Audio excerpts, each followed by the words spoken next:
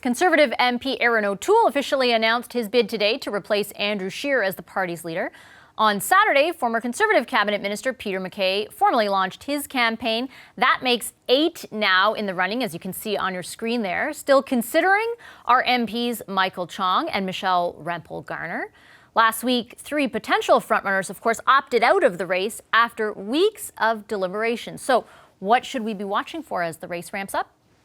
Monty Solberg is a former Conservative Cabinet Minister. He joins us now from Calgary. Alupa Clark is a former Conservative MP. He's in Quebec City today. Hi to both of you. Great to see you.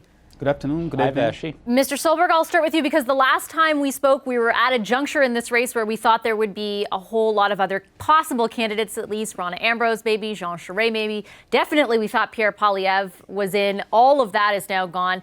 Kind of being framed by a lot, at least in political circles, as a coronation or a kind of a given for Peter MacKay. What do you think? Well, I don't think he would ever characterize it as a given, and I don't think any wise leadership candidate would ever do that. There's a long way to go, and a lot of people who were sure bets in the past have been taken out. So, you know, I know Peter MacKay well. He'll work hard and will continue to try to connect with rank-and-file Conservatives across the country and convince him that he's got the ideas and the abilities that are necessary to become a great Prime Minister. Mr. Clark, what do you think? Is this Peter MacKay's to lose? Well, first, I just want to say I'm very glad to be on the panel, and also I want to salute all my dear fellow Conservatives who have the courage to present themselves. But I mean, look, it's going to be a very difficult contest. We can see that since the beginning, a month ago actually, it's been a real roller coaster. You know, Jean Charest, Rona Ambrose, Pierre Poilievre, and so it's been a huge landscaping change every single day. I would say I was myself quite involved in the beginning for the first few weeks in this leadership context. Yes, I think it's going to be a difficult race. Of course, MacKay's candidacy is extremely strong. It comes with a lot of past experience, but we must also acknowledge the presence of Erin O'Toole, who was running also in the first leadership context in 2017, 2 years ago. Marilyn Gladu. There are the 3 of them who are officially have declared right now and are presently in the race. But since it's been a roller coaster since the beginning, we might anticipate the fact that in the days to come, we might have new candidacy that would have never thought about. You know, people talk about Christy Clark yesterday. Some people dream or fantasize about the coming back of Mr. Harper. So we have. Are you among them? No. Well, I mean, I really much appreciate Mr. Harper. He was a great Prime Minister. But I don't think he will come back. As Tony Kennedy said, one of his staffer before, he doesn't believe he will make a comeback. But all that to say that it's going to be a huge contest. No deal has been made yet, and we absolutely don't know what's the future is holding for us in the next days to come. Let me ask you, Mr. Solberg, do you think it's a weaker race for the lack of candidates that we thought might be in it? Like, do you think that Pierre Poilievre, Rona Ambrose, Jean Charest, all of them saying we're not in it, does that say something to you about the race?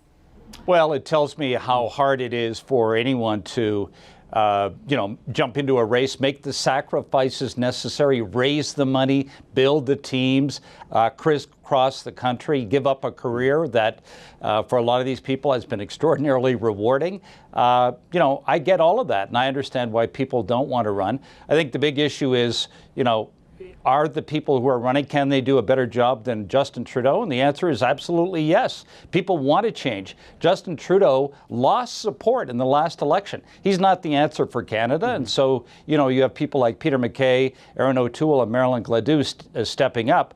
And I think all of them would be better than the current Prime Minister. Let me challenge you both for a second on that point. Mr. Clark, and I'll start with you, because in the discussions since the outcome of the election, which did see an improvement in the Conservatives' performance, but not a victory, a lot of the talk was around how to secure additional support outside of the traditional base, or outside of the high level of support that the party saw, particularly in Saskatchewan, Alberta. So we're talking here about other areas of Ontario and specifically in Quebec. On the question of Quebec, Mr. Clark, a lot of discussion about Mr. MacKay's French, Mr. O'Toole's French, the French of other candidates, even some discussion online about bilingualism and how significant it is. How important will the language skills of the candidates in this race be, Mr. Clark?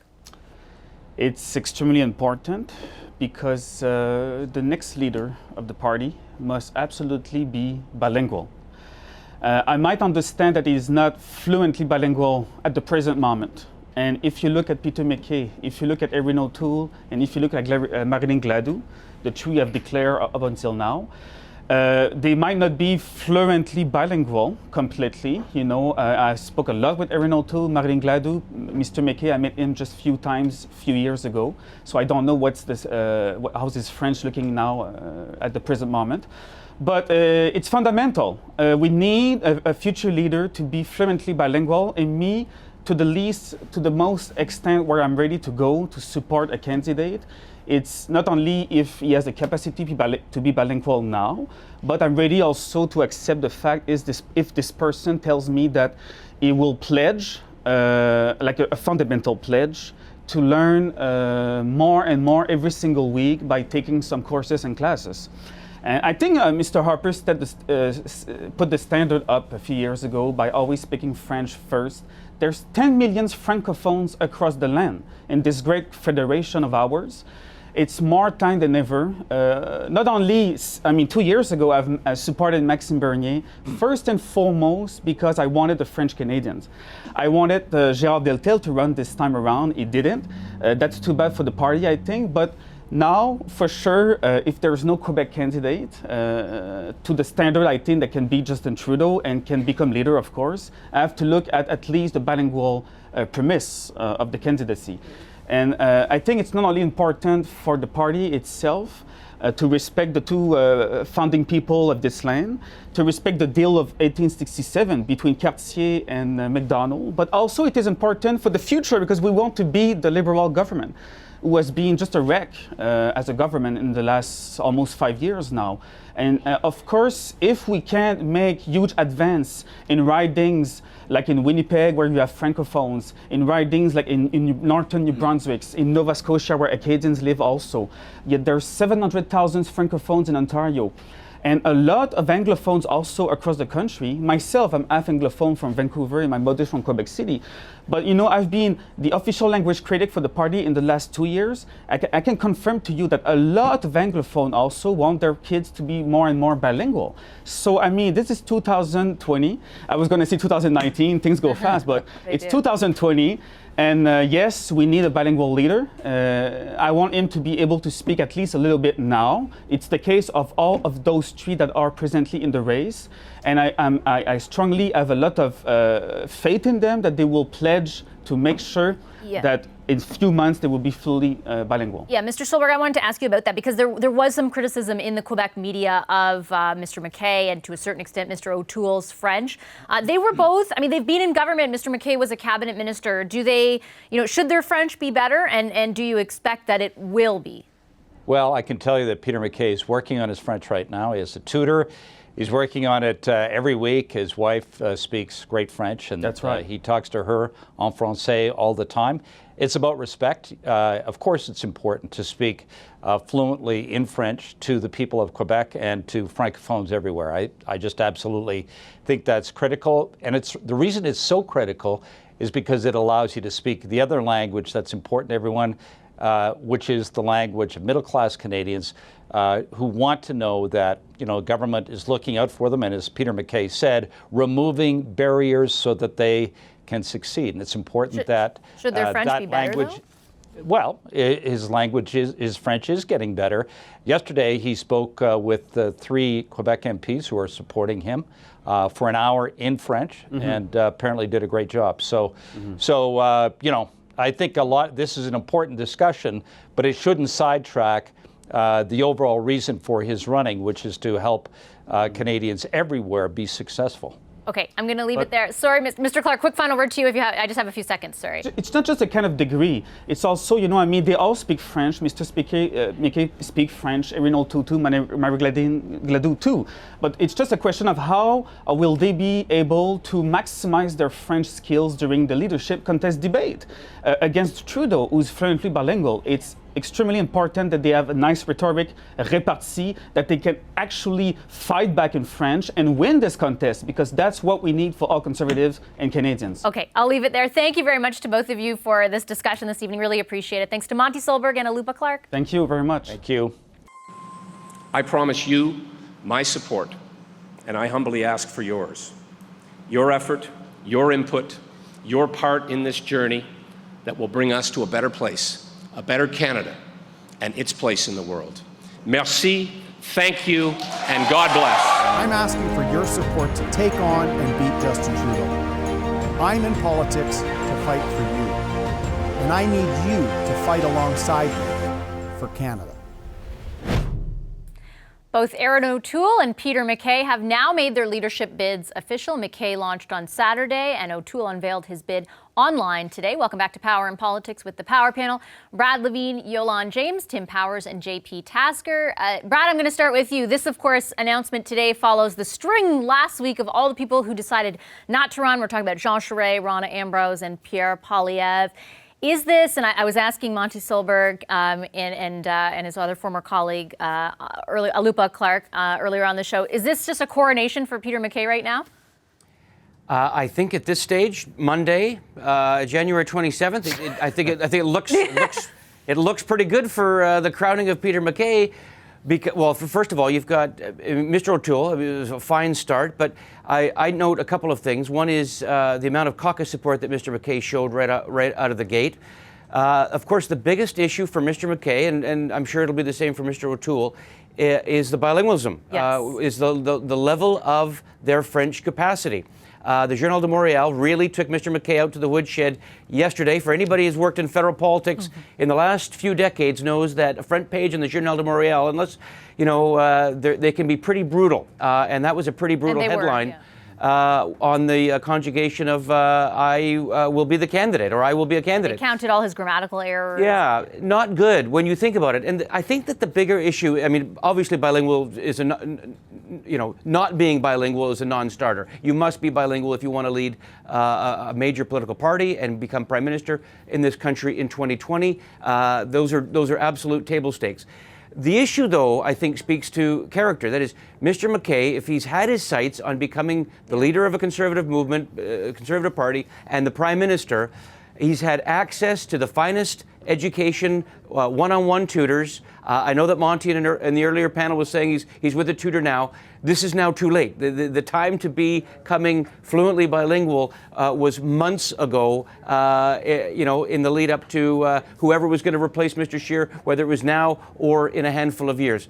To have all that, to have all of the ability to learn the second language in this country, the other bilingual language, to me really speaks of character. Does he have the stuff to become prime minister if he can't do something as straightforward as ensure a high level of bilingualism if he wants to ever pursue becoming prime minister? Okay, Tim wants to jump in, but I'm going to go to Quebec to our probably most bilingual person here, Yolande.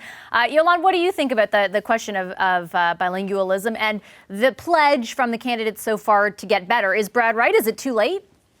I just can't believe we're still talking about this, honestly. I can't even believe that it's a question of debate. How do you expect people to vote for you if you can't speak to them in their language? And we're talking about Canada here. So the mere fact that Peter MacKay, and to me, just to be clear, after Jean Charest, Rona Ambrose, Pierre Poilievre stepped out, is going into his launch on the weekend. It was his opportunity to shine. The stage was his.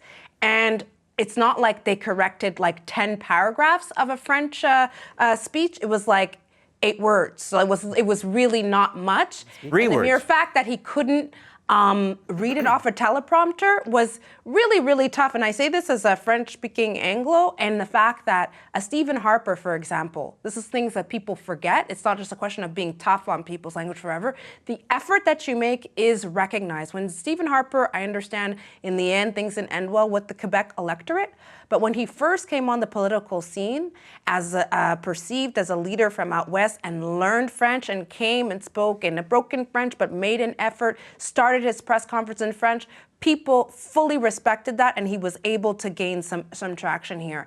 The fact that, and that's why people are so hard so far on Peter MacKay, the fact that he has been in public service as Brad mentioned, for so long and held such important portfolios, and he wasn't able to read a few words off a teleprompter. That's what got him the front page of the Journal de Montréal. So yeah, he needs to be getting, I won't say it's lost ahead of time. There's debates, there's opportunities for him to regain, but I mean, certainly so far it shows that learning the language wasn't a priority for him. Yeah. Tim?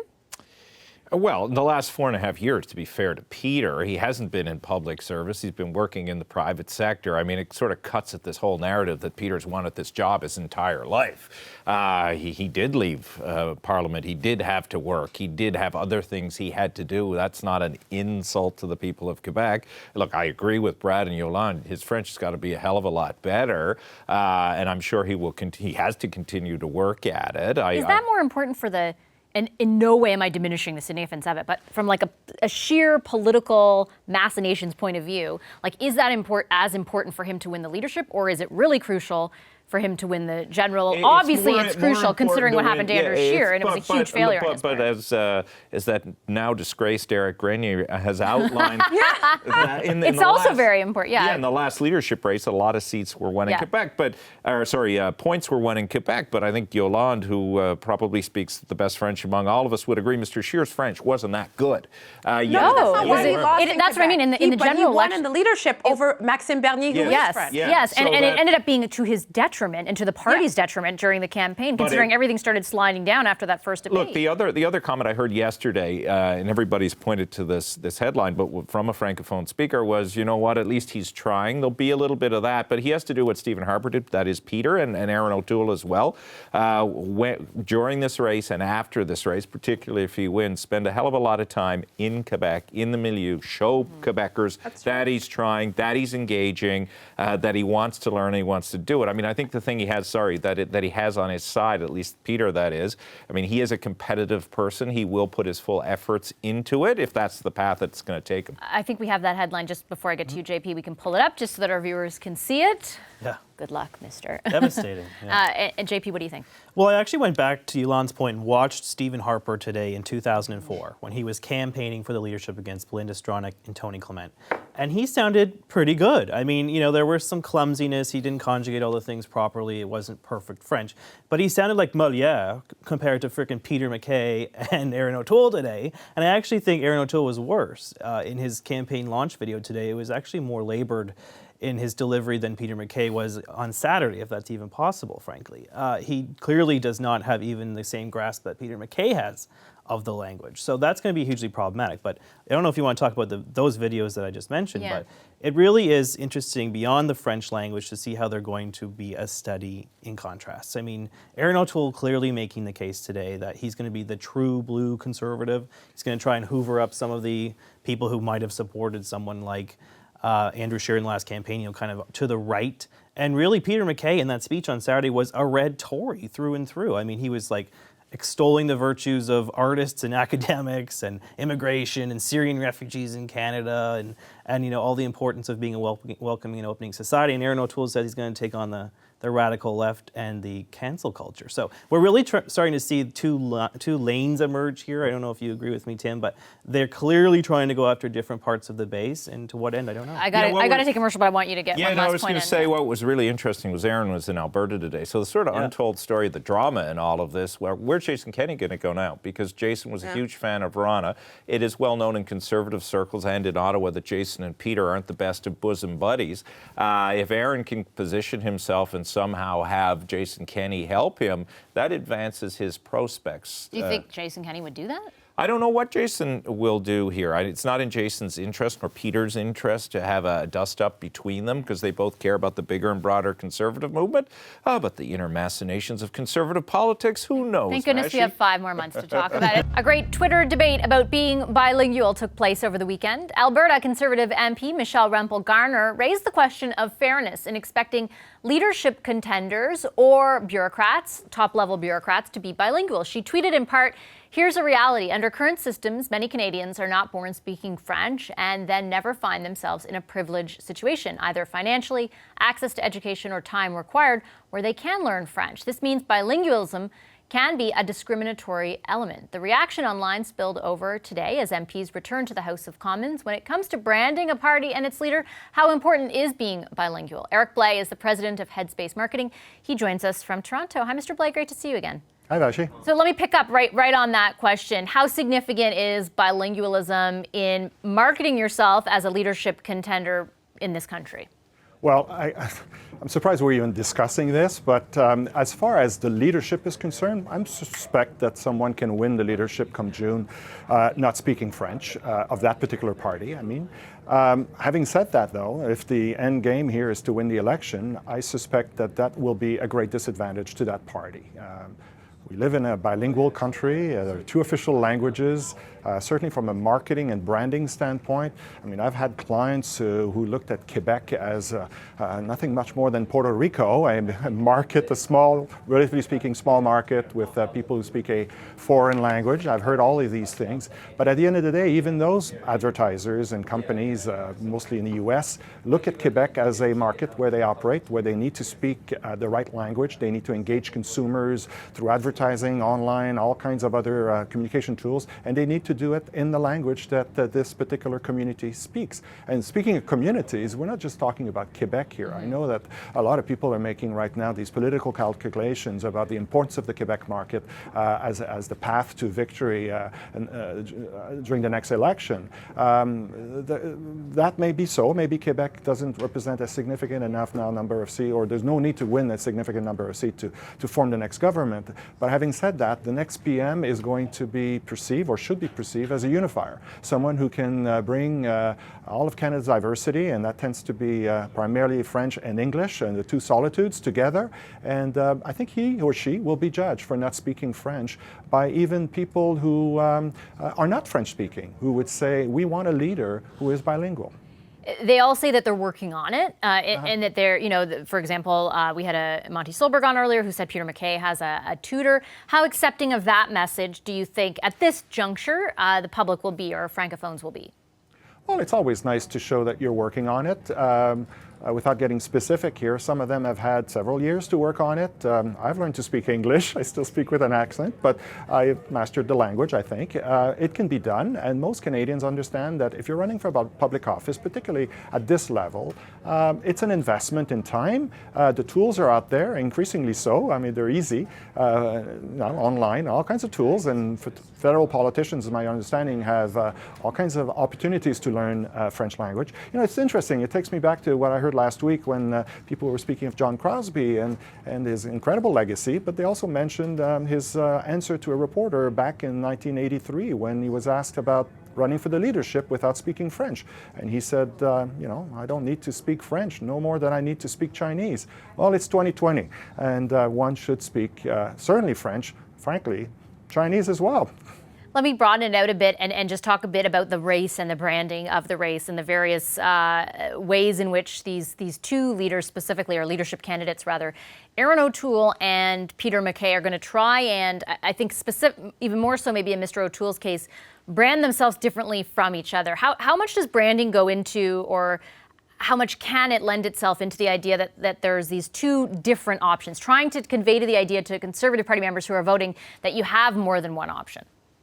Well, I think it's part of a leadership race. It's totally expected, I guess, that different candidates will, while they're under the same tent, the Conservative Party, they will look for different positioning, different policies positions, a different brand narrative, to borrow from the marketing space, where they will tell different stories that will appeal to different parts of the party. Hopefully, they will look for coalition, for broadening the appeal of the party, because as much as this is a leadership race, Canadians are paying attention, or some are anyway, and it's an opportunity for the party to tell a message to those who will be voting when come the next election. So I think the party needs to, it's not just the candidates, or I understand the mechanics of party politics, but I think that the party has an opportunity now to tell its story in a way that's going to be appealing to a much broader number of Canadians. And in that sense, those running should be mindful of that, because whoever wins will have to be that party spokesperson, and will have to tell that story. And it cannot just be one that has appealed to party supporters, those who will eventually elect that leader. Actually, that's something I really wanted to ask you about, this idea that right now they have a very specific audience, right? Even though there are different factions within the Conservative Party, they are speaking to Conservatives. They are talking about what their policies would be as Conservative Party leader. How mindful should they be that eventually, and it could be in not too distant of the future, given that it's a minority parliament, that they will eventually be saying, here's our policies that if I were Prime Minister? Well, you know, in my world, marketing in the commercial sector, the key word these days, maybe it's a buzzword, but we all talk about authenticity and consistency, of course, but authenticity. So if this particular leader will tell one story to get elected to the leadership, and then tells a different story once he or she is in that role and potentially in a federal election campaign, I think Canadians, I mean, everything is recorded. Everything is going to be, people are going to remember what the story was that got him or her elected. So I think in that sense, while it's a leadership campaign, it's an opportunity, it's a campaign for the party's positioning and its ability to appeal to a much broader group of voters. All right. Thank you so much, Mr. Blais. Pleasure as always to have you on the show. Eric Blais, president of Headspace Marketing. Hi, I'm Vashi Capellos, host of Power in Politics. See more of our show by subscribing to the CBC News channel or click the link for another video.